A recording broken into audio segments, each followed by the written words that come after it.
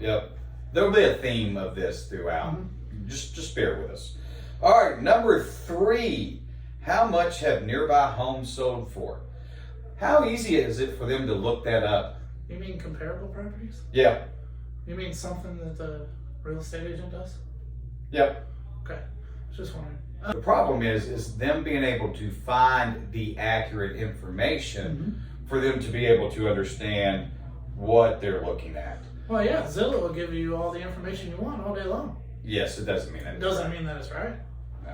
And Zillow's generally waiting for the tax records to be recorded before Zillow puts in what the home has sold for. Not every area in the United States is very prompt in putting that tax information in. We're going to use, again, Lebanon, Tennessee as our example because that's what we're more familiar with.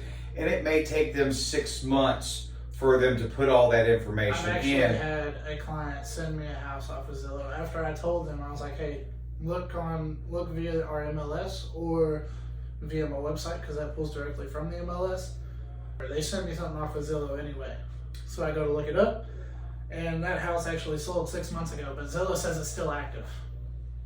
And that's our point. I would say that if you're using or if you're looking for homes online, our specific one here in our area is RealTrax. That's what all the agents use. You can go on there and find whatever active houses there are. Homes.com is also very good. They update like every hour or every couple of hours. Realtor.com and Zillow are absolutely horrendous. It's so funny to go look at some stuff on there sometimes. From a consumer standpoint, it's god awful. It's terrible. The only 2 that I tell people to use is, well, 3 because of our KW apps. We If you want to be as real time as possible, RealTrax is the only way to go. And if you're okay with a slight lag by like an hour, use homes.com or our KW websites. You can see what houses are active and under contract there. You, as a consumer, can't see what the home's sold for. So me, as your agent, or JD, as your agent, when we get ready to write an offer on the house that you like in the neighborhood that you like, we're going to pull up the area and we're just going to see what the homes have sold for in that area. That way you can understand why it's a better way for you to go forward.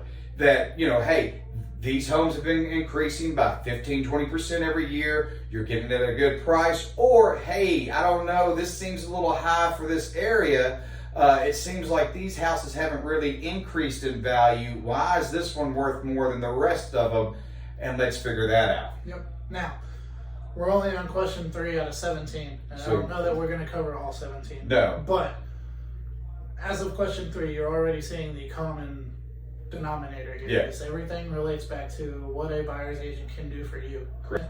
This article is basically set up trying to prepare people like you to not use An agent when you're going to buy a house, because you can ask the other agent all these questions. Well, guess what? They're going to lie to you. That other agent doesn't represent you. No, they don't care about you. And they don't have any obligations to you. So if you said, hey, what are the prices for the other homes that sold in this neighborhood? Guess what? They're going to look at you and say, it's whatever this house is listed for. That's it. Even if that's not the case, even if they did overprice it by $20,000, Which they're happens. They're going to tell you it's what this house is listed for. This house is appropriate for market value. They have a legal obligation to represent their seller in the seller's best interest. That's right, and not yours. Not ever. They're pushing very hard to get people to try and do this on their own so that they can push buyer's agents out of the way.